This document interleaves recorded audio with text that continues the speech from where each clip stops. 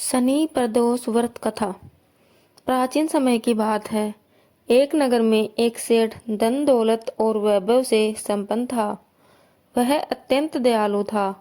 उसके यहाँ से कभी कोई भी खाली हाथ नहीं लौटता था। वह सभी को जी भरकर दान दक्षिणा देता था। लेकिन दूसरों को सुखी देखने वाले सेठ और उसकी पत्नी स्वयं काफी दुखी थे। दुख का कारण था उनकी संतान का न होना। एक दिन उन्होंने तीर्थ यात्रा पर जाने का निश्चय किया और अपने कामकाज सेवकों को सौंप चल पड़े। अभी वे नगर के बाहर ही निकले थे कि उन्हें एक विशाल वृक्ष के नीचे समाधि लगाए एक तेजस्वी साधु दिखाई पड़े। दोनों ने सोचा कि साधु महाराज से आशीर्वाद लेकर आगे की यात्रा शुरू की जाए। पति पत्नी दोनों समाधिलीन साधु के सामने हाथ जोड़कर बैठ गए और उनकी समाधि टूटने की प्रतीक्षा करने लगे।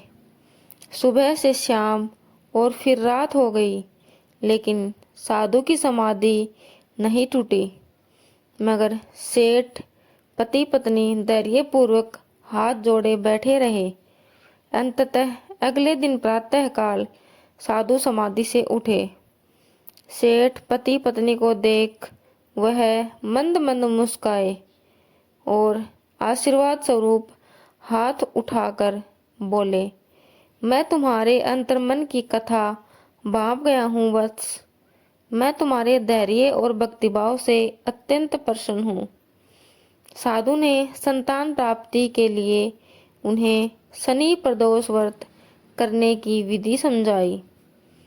तीर्थ यात्रा के बाद दोनों वापस घर लौटे और नियम पूर्वक शनि प्रदोष व्रत करने लगे। कालांतर में सेठ की पत्नी ने एक सुंदर पुत्र को जन्म दिया। शनि प्रदोष व्रत के प्रभाव से उनके यहाँ छाया अंधकार लुप्त हो गया। दोनों आनंदपूर्वक रहने लगे।